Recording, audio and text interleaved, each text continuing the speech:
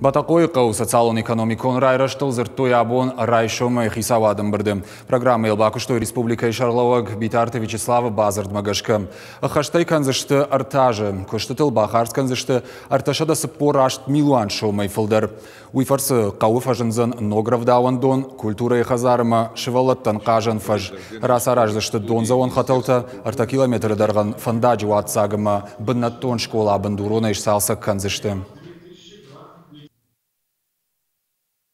Жители Батако должны чувствовать непосредственное и заинтересованное внимание органов как республиканской власти, так и местного самоуправления к их проблемам. Вот при таком подходе мы получим результат. Вячеслав Зелимханович дал поручение не только по правобережному району, не только по Батако, но он дал поручение сформировать актуальные планы социально-экономического развития муниципальных образованиях, и наши подходы и органов исполнительной власти, и местного самоуправления должны быть таковы, чтобы учитывать все нюансы. Мы должны определить все проблемы во всех важных направлениях, определяющих степень социально-экономического развития. Определив проблемы, мы должны наметить конкретные инструменты, конкретные механизмы решения этих проблем.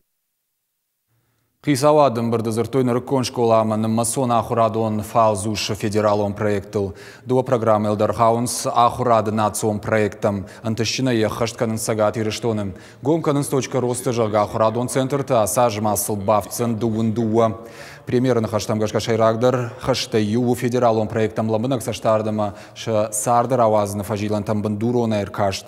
Тушкаты таймура жарфаракот тазу аптат администрадан якушты фадыл. Ахурадон кушандаттар хайдма аркашыны хатсактай премьер-министр Ражия Бажжат. Я посетил Ордонскую среднюю школу номер 1, Дегорскую среднюю школу номер 1 и Хумалакскую среднюю школу. Посмотрел, как работают точки роста, воочию увидел степень взаимодействия Министерства образования и муниципальных районов, и по этим муниципальным образованиям, по Ордонскому, по Дегорскому, по Прежнему району, я увидел, что эта работа идет, но работу нужно усилить, выявлять наиболее эффективные практики реализации национальных проектов и внедрять во всех муниципальных образованиях, Людмила Вячеславовна.